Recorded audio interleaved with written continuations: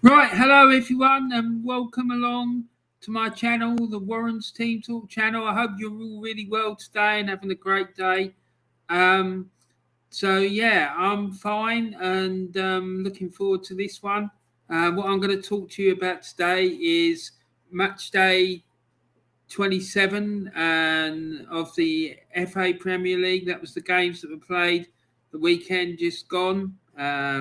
So we're going to review those games and see what happened and what the tale of the tape was and all that sort of carry on.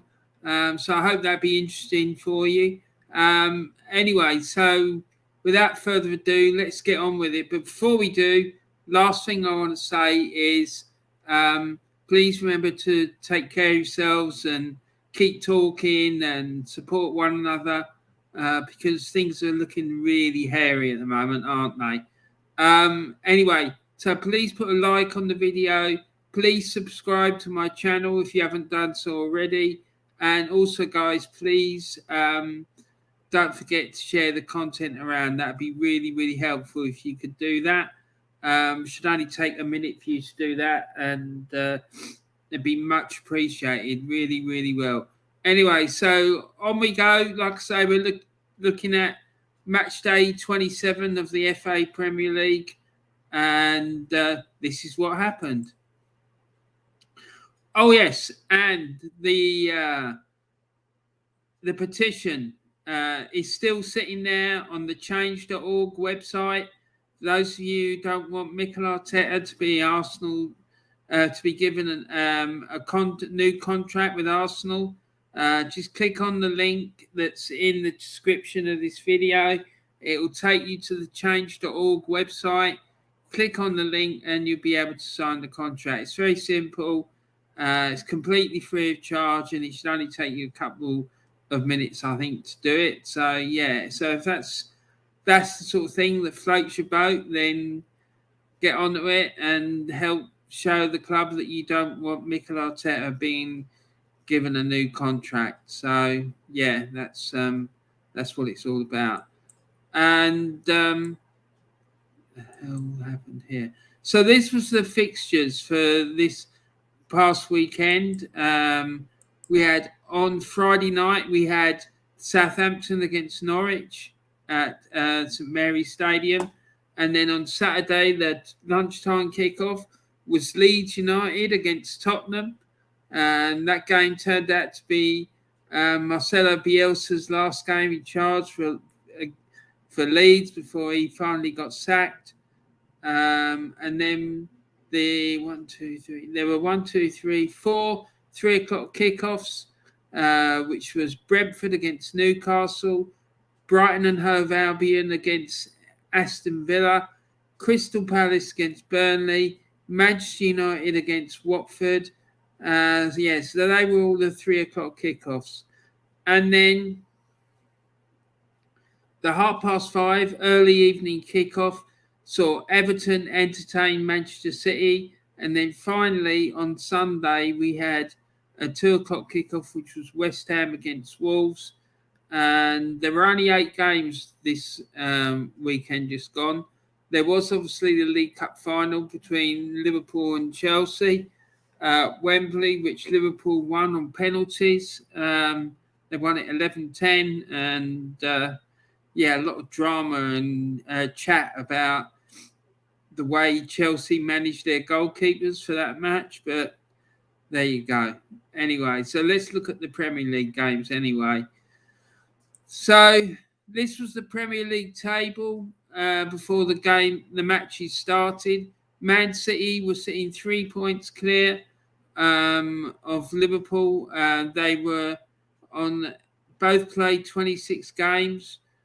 Chelsea were in third, 10 points behind Liverpool and 13 behind Manchester City with 1 game in hand. And then Manchester United was sat in fourth, having played 26 games and had 46 points. Arsenal were sat in fifth. They had played 24 games and had 45 points. West Ham were in sixth. They had they had 26 points. So they played 26 games with 42 points. And Wolves was sat in 7th, having played 25. They were on 40. Tottenham was sitting in 8th, having played 24. And they had 39 points.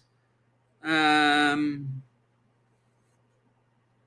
Brighton was sat in 9th. They had played 25 games and they were on 33 points. Then the relegation area, now it's really hotting up down in the relegation zone. Norwich was at bottom, having played 25 games and had 17 points. Watford have played 25 and had 18 points, and they were in 19th place. In 18th place, we had Burnley. They played 23 games and had 20 points. And then in 17th place, we had Newcastle United. They played 24 games and got 22 points. Everton was sat in 16th. They played 23 games with 22 points. Leeds were in 15th. They played 25 games and had 23 points. And then in 14th, we had Brentford, who played 26, and they had 24 points. So, yeah, it's getting quite tight down near the bottom end of the table. And the dogfight for survival in the Premier League is really, really starting to hot up. So the first game was the Friday night game. It saw Southampton entertain Norwich City at St Mary's Stadium. And Southampton won the game by 2-0 thanks to goals from Shay Adams in the 36th minute. And then Romo got a late second for Southampton in the 88th minute to wrap up the points. And Southampton won by 2-0. So the match stats for this game, before the game started, Southampton was sitting in 10th, and then after the game finished, they moved up to 9th. Norwich was at bottom of the league before the game started, and that's where they stayed. And then in the game itself, Southampton had 27 shots, 9 were on target. They had 59% possession, made 501 passes, and had 81% pass accuracy. Norwich, on the other hand, they had 8 shots, one of which was on target. They had 41% possession, made 360 passes, and had a pass accuracy of 75%.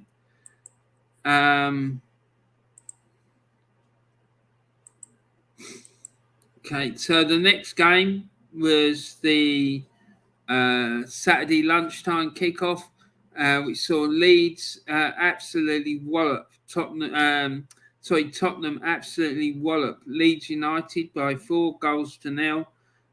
Tottenham's goals came from Doherty in the 10th minute, Kulusevski in the 15th minute, Harry Kane in the 27th minute, and then right near the game, Heung-min Son added a 4th to make it 4-0. So Tottenham ran out emphatic 4-0 winners. And before the game, Leeds was sat in 15th place in the league table. And after this result, they dropped down to 16th. And then Tottenham, they moved up from 8th to 7th. And Leeds had 19 shots, and 19 shots, 3 of which were on target. They had 49% possession, 449 passes they made, and they had a pass accuracy of 86%. Tottenham, on the other hand, they had 15 shots, 11 were on target. They had 51% possession, and they made 474 passes, and they had a pass accuracy of 88%. The next game, the first 3 o'clock kickoff, or one of the 3 o'clock kickoffs, Brentford entertained Newcastle United at the Brentford Community Stadium, and they lost by 2-0, thanks to goals from Joel Linton in the 33rd minute and Joe Willock in the 44th minute. And those goals handed Newcastle a 2-0 victory. And then in that game, Brentford went from 14th down to 15th, and Newcastle went from 17th up to 14th. So Newcastle leapfrogged Brentford into 14th place in the table. Brentford in the game, they had 6 shots, one of which was on target. They had 37% possession of the ball, and they made 301 passes, and they had a pass accuracy of 66%. Newcastle, on the other hand, they had 26 shots. They had 11 shots on target. They had possession of 63%. They made 504 passes, and they had a pass accuracy of 82%. Now, the hell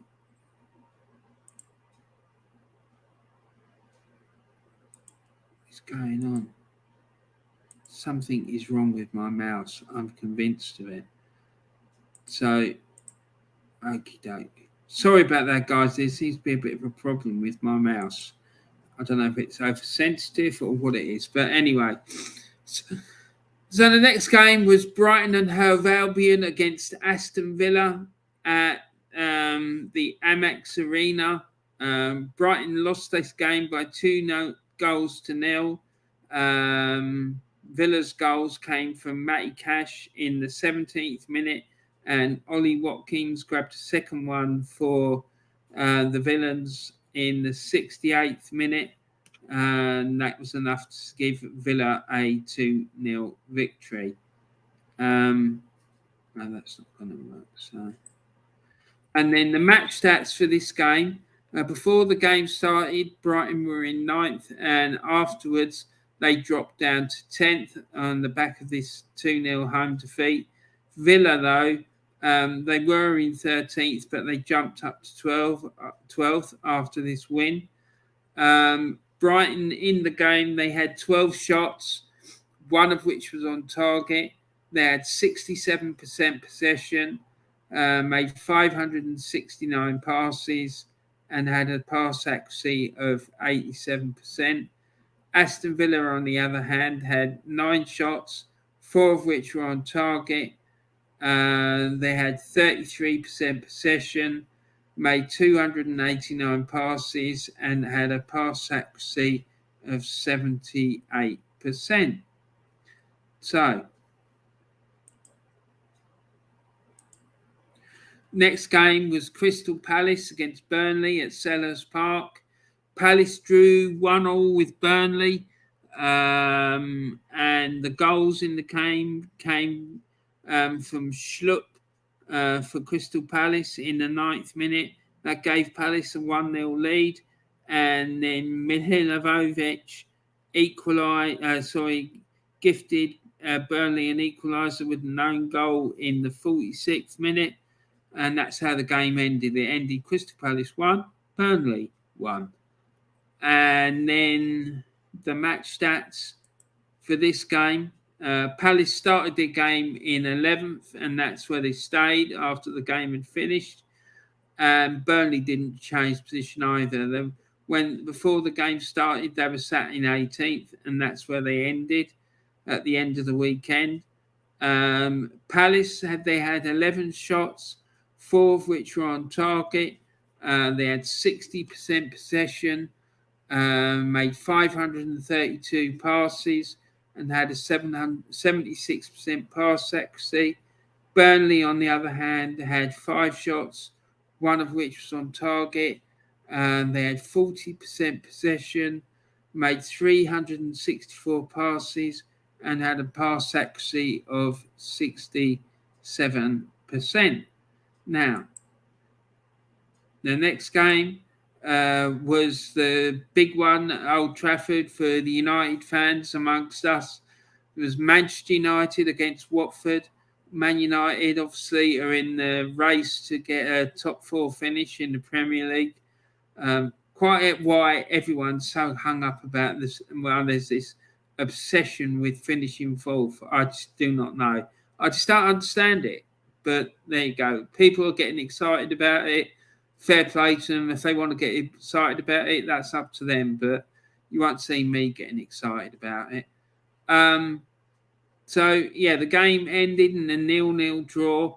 And Uncle Roy obviously has made Watford far more difficult to beat.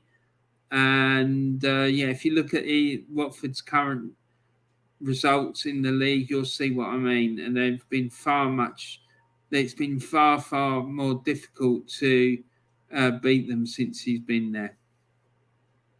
Anyway, so let's look at the match stats. Before the game started, Man United were sat in 4th, and after the game had finished, they were still sat in 4th. Watford, they also didn't move. Before the game started, they were 19th, and then at the end of the weekend, they were still in 19th. So, yeah, nothing really changed as a consequence of this game. Manchester United had 22 shots, 3 of which were on target. They enjoyed 68% possession, made 676 passes, and had a pass accuracy of 84%.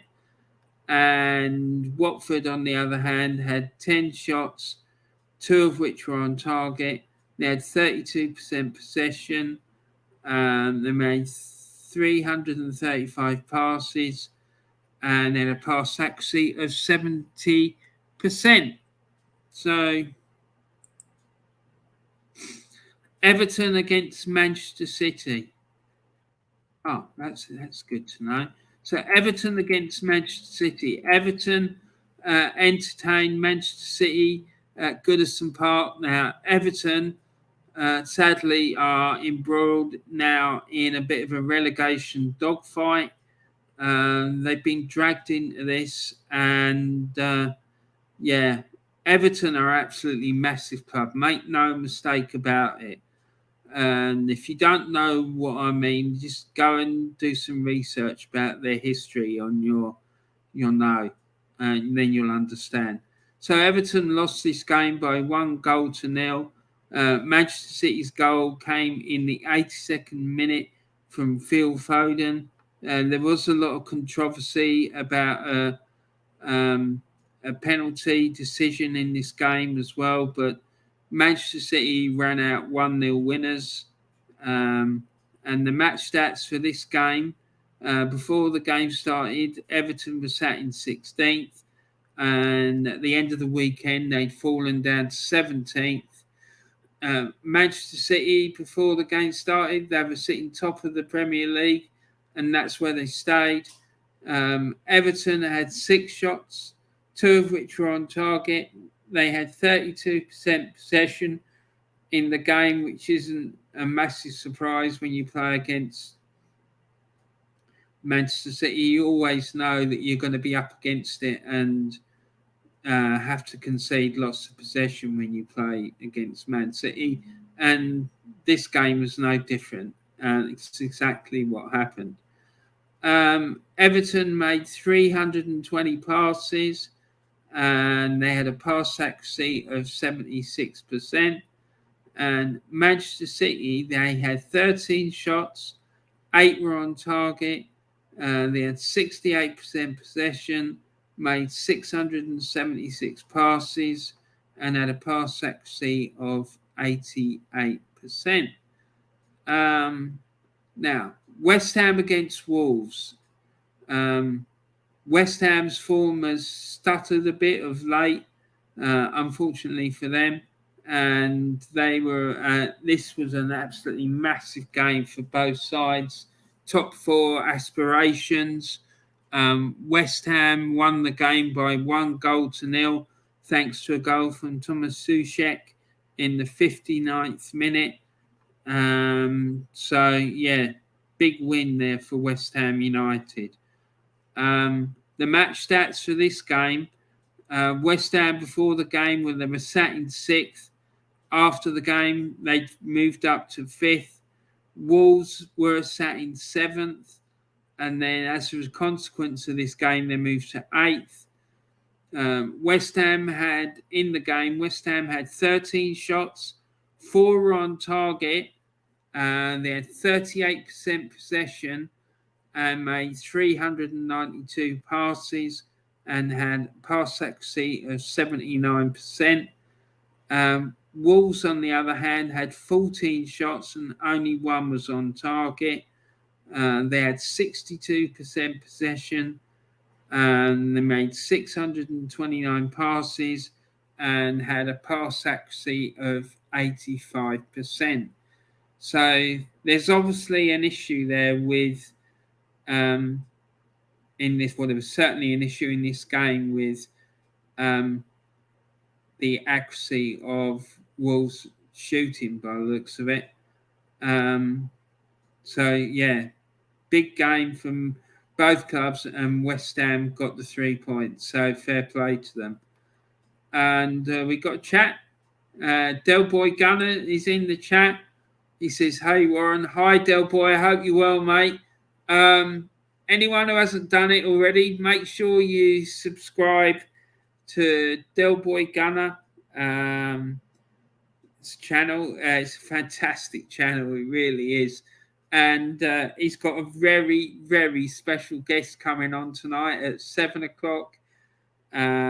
He's having Julian on, the infamous and controversial figure from AFTV. I think it's the best way to describe it. So that will be very interesting. I'm sure that he's going to get a lot of very difficult questions asked of him when he comes on the channel. But fair play to him. Fair play to him for having the bravery to come on. And fair play to Del Boy for getting him on. So, yeah, some excellent news. I'm really happy for Del Boy. And Del Boy, I hope you manage to go and get your birding done before the show starts tonight. Anyway, basically, yeah, sorry, I just meant to say about Del Boy's channel. There is a link in the video description of my channel. All you have to do is click on the link and it will take you to Del Boy's channel. So make sure you go and subscribe, put likes on his videos, make sure you play his playlist. You can always put his playlist on and let it play the videos in the background while you're doing something else. Yeah, and that will really help Del Boy, help him get his watch hours up and all that sort of carry on. So, yeah, go and give Del Boy some love and show him some support. So, moving on. This was the FA Premier League table after all the games from match day 27 were played. Manchester City was still sitting top. Liverpool were now 6 points behind. However, they now have a game in hand. And they do also have, yet Man City and Liverpool still got to play each other at the Etihad Stadium. So if Liverpool win their game in hand, and if Liverpool win that game at the Etihad, well, the Liverpool are going to be in the driving seat. So to all of you people who are saying that the title race is over, no. It ain't. It's game on. I'm telling you, it is game on. So let's just wait and see what happens in the next few weeks, because I've got a feeling this one's going to go right down to the last game of the season. Chelsea, they were sat in third. They played 25 games and got 50 points. West Ham are in fourth. Manchester United are in fourth with 27 points. Having played 27 games and have 47 points. Manchester United, West Ham United. So I'll get this right in a minute. West Ham United are in 5th. They played 27 games and they have 45 points. Arsenal are in 6th. They played 24 games with 40 and have 45 points as well, but their goal difference is 1 inferior to West Ham. But they have got 3 games in hand over West Ham and Man United. So many observers are saying that Arsenal are favourites for a top 4 finish. I have to say, as an Arsenal fan, I'm really not that bothered whether Arsenal get top 4 or not. If we're not challenging for a title, then I just don't see the point. I don't understand what it's going to bring to the table for Arsenal. Yes, that will enable them to qualify for the Champions League, but if we're not going in it to win it, then what is the point? Because you're only giving it for a couple of months and then you'll be out again, and either in the Europa League or out of it completely. So it just seems a bit mad to me. But anyway, what do I know? I'm just some nutter sitting on a laptop in the middle of his lounge. So, who knows? Then Tottenham are sitting in 7th. They played a game more than Arsenal, so they played 25 games and they're 3 points behind. So they've got Arsenal got a game in hand on them, but we've also got played Tottenham at White Hart Lane, and we haven't won at White Hart Lane, or the new Tottenham Hotspur Stadium, I should say, for years. So for me, this race for top 4 is still it's still up for grabs, and it's anyone's who wants it. Anyone who goes between now and the end of the season, anyone who puts in a really strong run of form will get it. Taib's in the chat. He says, "Hi, Warren." Hi, Taib. How you doing, sir? I hope you're all right. Nice to see you. And Wolves are in 8th. They played 26 games and have got 40 points. I've heard a lot of people saying that Wolves are out of it. I don't think so. I don't. There's still a lot of games to play for. Don't forget that some of these, like Arsenal, we've got 14 games left, so that's 12. That's 42 points. And West Ham, they've got 11 games, so that's 33 points. So, that's a lot of points that could still be won and lost between now and the end of the season. So I don't think anything's cut and dried, to be quite honest. But still, you never really know. But the relegation battle, Norwich was still bottom, played 26 games and have 17 points. Watford played 26 games and on 19 points. Burnley are on 20. I've played 24 games.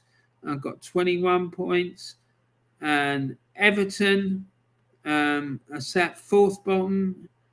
Played 24 games with 22 points.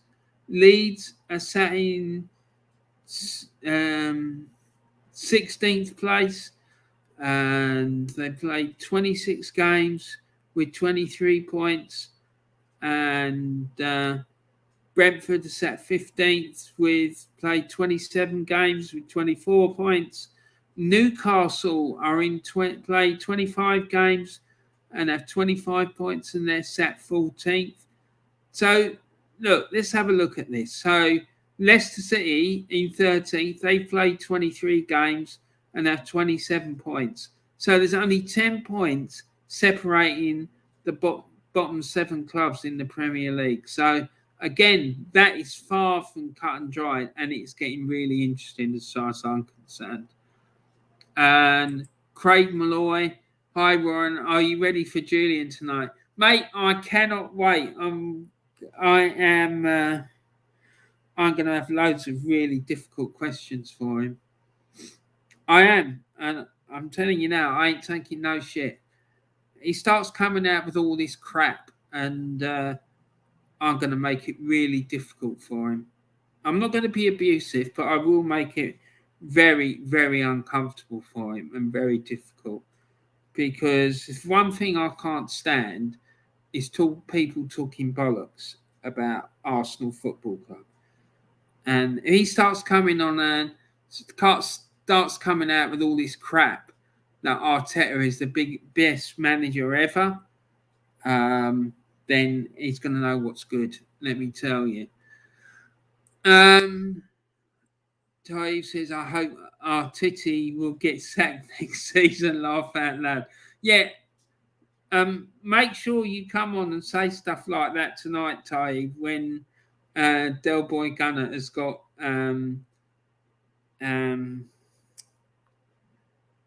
what's his face, Julian on, because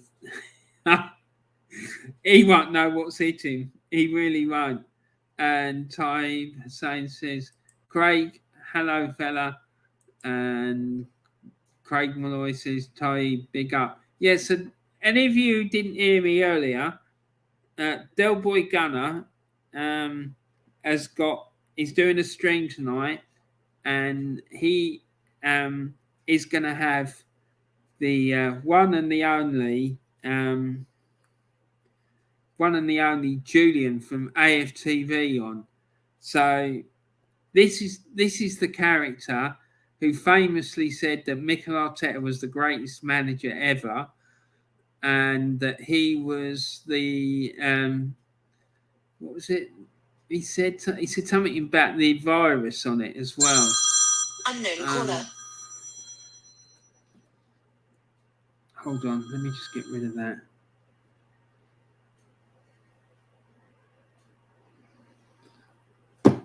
And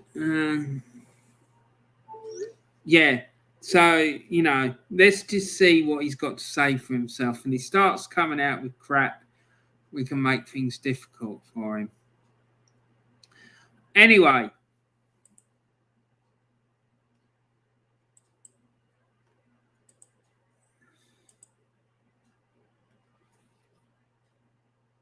So, as far as the Warren's Team Talk prediction game is concerned, the predictions I made for this week's games were Southampton to draw with Norwich City 1-1, Leeds to lose 2-1 at home to Tottenham Hotspur, Brentford to lose 1-0 at home to Newcastle United, and Brighton to draw 1-1 with Aston Villa. Now, the actual results in those games, Southampton beat Norwich City 2-0.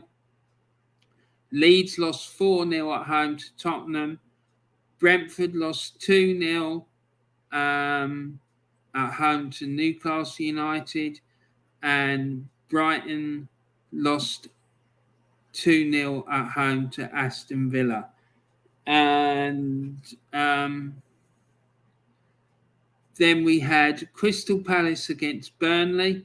And in that game, I said that Crystal Palace would lose 2-1 to Burnley and the game ended in a 1-1 draw. Manchester United against Watford, I said that Manchester United would win by 3-1. I don't know what the hell has happened here. Jesus, Mary and Joseph. What's he done that for? That is crazy. I certainly didn't give Watford Everton's club crest, that's for sure. Or Manchester City, the Man City one. Jesus Christ. Honestly, this computer sometimes is absolutely mad. So Manchester United against Watford, I said United would win by 3-1. The game ended in a 0-0 draw. And then Everton against Man City, I said that Man City would win by 3-0, and they ended up winning by 1-0. And then finally, West Ham against Wolves, I said that West Ham would would lose by 2-1, and they ended up winning 1-0. And then Taib says, I regard Craig as a good friend, Warren. He's a good man. Yeah, he is a top man, mate. Craig Malloy at Tiber saying, I appreciate that comment, mate. Same goes to you as well. And you are, Craig, you are a top man. And I love your comments. They're on point, mate, I have to say.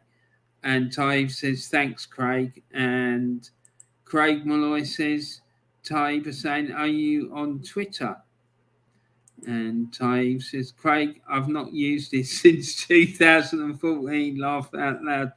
I don't blame you, mate. It's I just jump on it and jump off it again, to be honest. I sometimes post stuff on there and slap people around a bit and then get off it again. I can't bear to be on it for too long because I just find it too irritating, to be honest. So as a consequence of those predictions, I didn't have a very good week this week. James Dunlop had a fantastic week. This week he managed to get 12 points. My mate Mick, the Norwich fan, he got 4 points, sorry. I got 3 points. And Dan didn't send me his predictions. And Jamie, I don't know what's happened with Jamie. I haven't seen anything of him for weeks and weeks now. So he didn't get any points either. So what it meant was that James Dunlop increased his lead at the top. He's now 28 points clear. He's on 144 points. Mick is second on 116. I'm in third on 115. Dan is fourth on 15 points. And Jamie is bottom of the tree on 8. So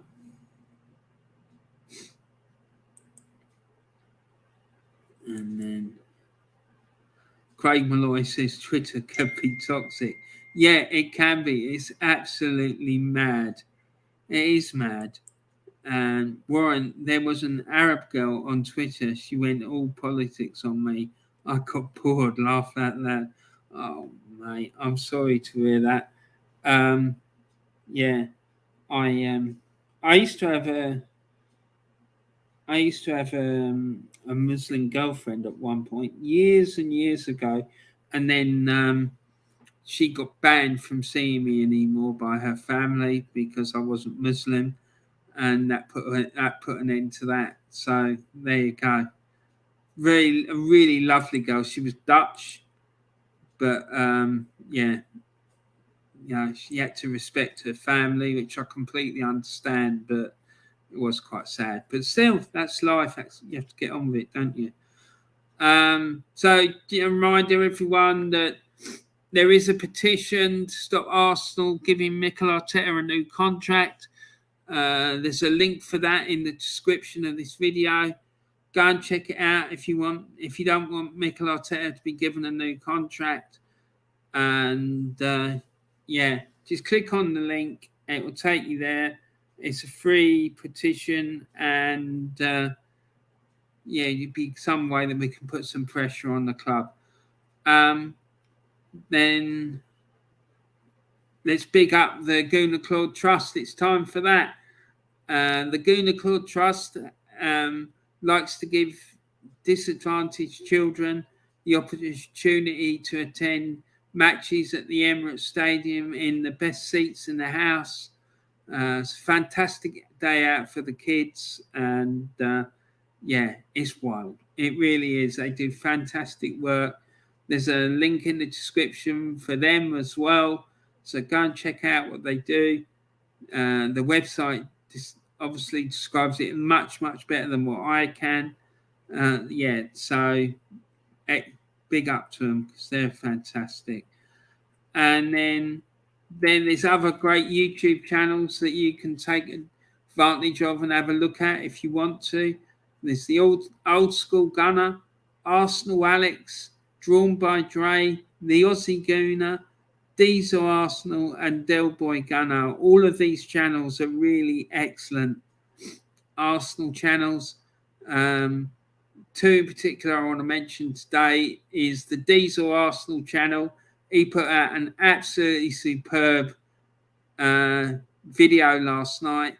He really got stuck into the club, and yeah, it was superb, and it got stuck into all these people continually backing Mikel Arteta for what reason, God only knows.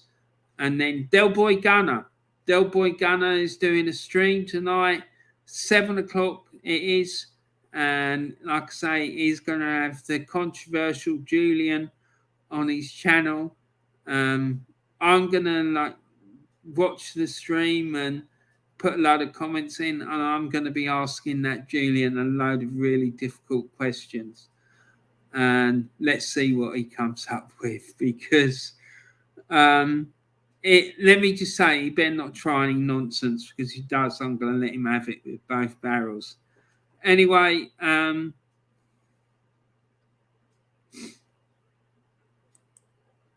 Taib says, Warren, there was an... oh, yeah, okay. And Warren, according to my knowledge, Christian and Muslims are allowed to get married to each other.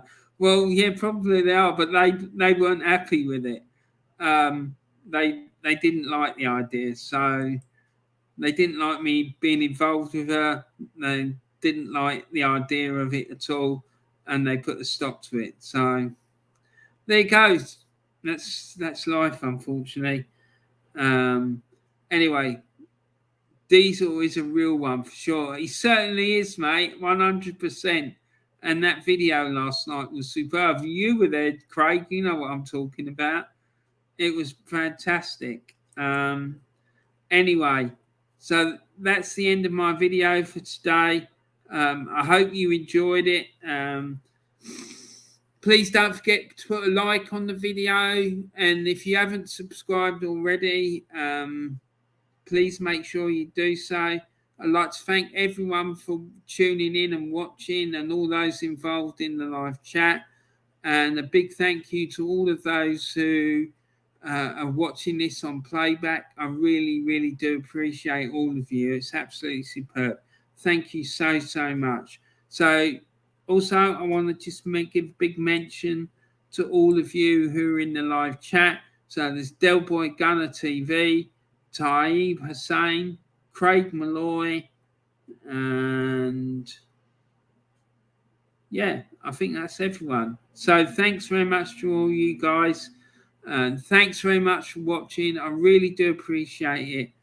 And yeah, guys, please make sure that you look after yourselves and you spread some love and kindness around the world, and you spread some love and kindness around the world, and you keep talking to each other, because God knows we need it now more than ever, that's for sure. Anyway, thanks very much for watching. I really do appreciate it.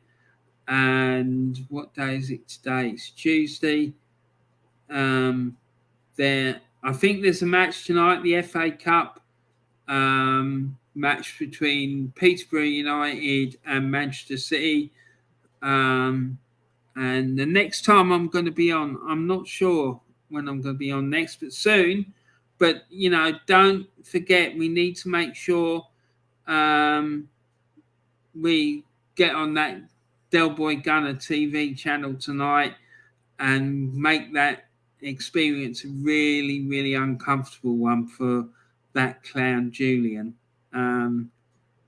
Yeah, I'm really looking forward to it, because that guy just really winds me up. He's an embarrassment to Arsenal fans, in my opinion. Brian, I will catch you up later on Del Boy Gunner TV. Yeah, I'll be there, mate. I'm looking forward to it. Anyway, guys, thanks very much for watching. Have a great rest of your day. Those of you that are going to be on Del Boy Gunner is going to tune into Del Boy Gunner TV's show later today. I'll be in the chat, so I look forward to chatting to you then. But otherwise, have a great rest of your day. Please take care of yourself, and I look forward to seeing you all again soon. Thanks a lot, guys. Take care. Bye for now.